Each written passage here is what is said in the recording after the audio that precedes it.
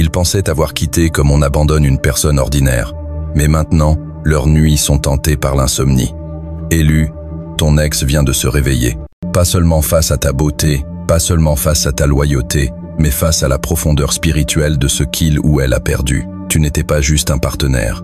Tu étais une rencontre divine, une intercession vivante, une âme porteuse de lumière, de guérison, de discernement et d'un amour inconditionnel qu'ils n'avaient pas la capacité d'accueillir.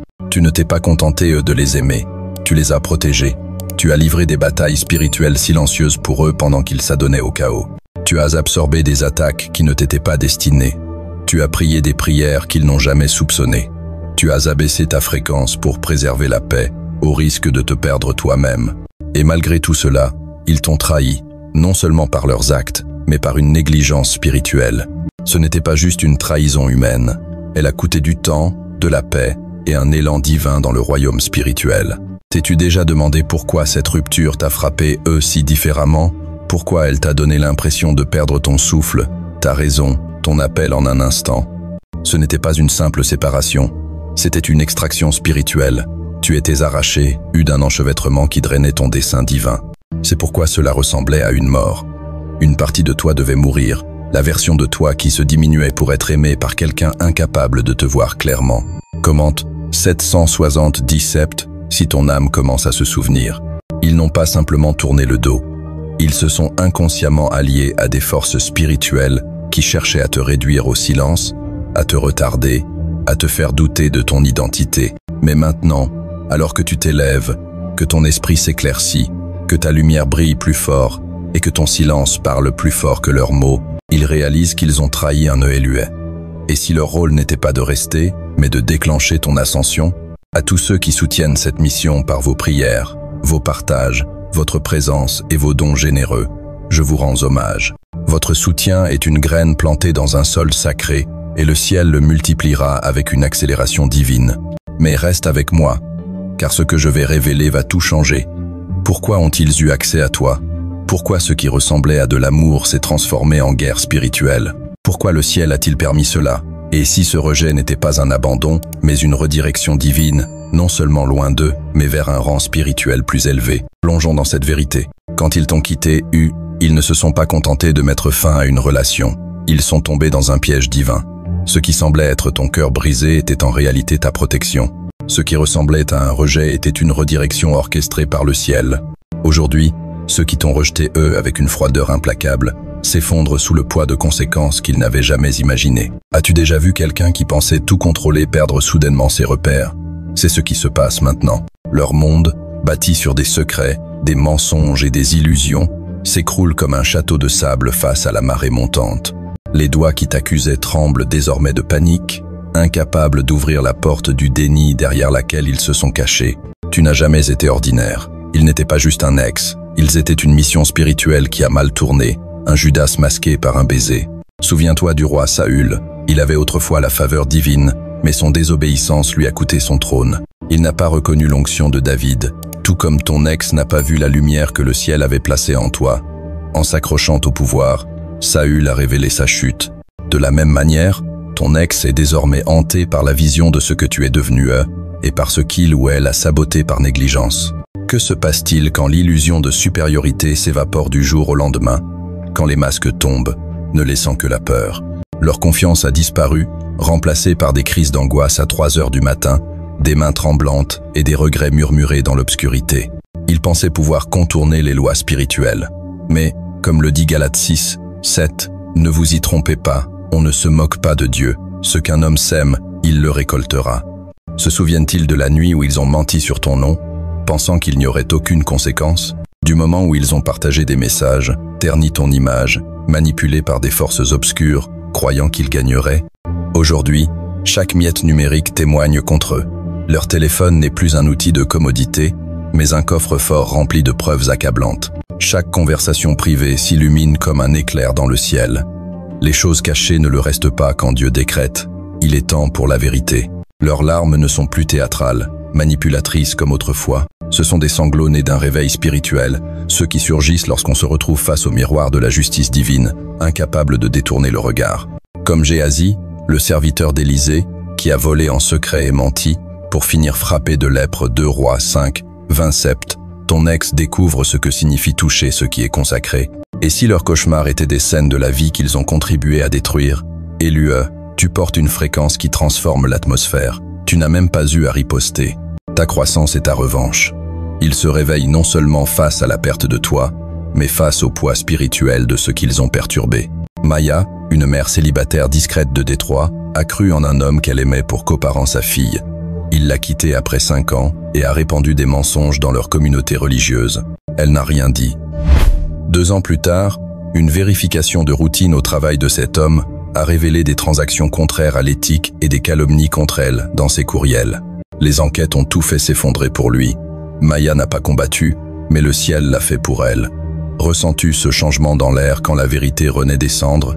Ashley Longshore, artiste pop et peintre, a dit « Si tu trahis un créatif, tu ne perds pas seulement cette personne, tu perds la lumière qu'elle apportait dans ta vie. » Ces mots résonnent encore plus dans le domaine spirituel. Tu étais leur lumière, leur couverture, leur lien avec quelque chose de plus grand. Ils t'ont quitté eux en riant, sans réaliser que leur départ était aussi un abandon de la grâce. Tu es comme l'aigle qui plane au-dessus des tempêtes pendant qu'il rampe parmi les serpents. Comme un papillon émergeant de son cocon, ton silence n'était pas une faiblesse, mais une transformation. Pendant qu'ils s'amusaient dans des plaisirs éphémères, tu étais préparé, eux, dans l'ombre sacrée. Maintenant, l'ombre qu'ils projetaient rétrécit face à l'éclat de ton ascension. Combien de larmes versent-ils maintenant?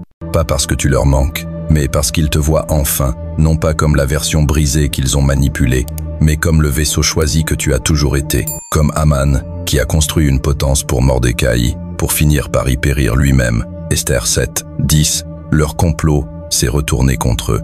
La table ne s'est pas simplement renversée, elle est devenue un autel, et Dieu est le seul juge présidant les ruines de leur choix. Le piège qu'ils ont si soigneusement conçu se referme sur eux, fil après fil. Ce qu'ils considéraient comme une stratégie brillante est maintenant une cage de leur propre fabrication. L'énergie malveillante qu'ils ont envoyée ne s'est pas dissipée, elle est revenue avec une précision divine.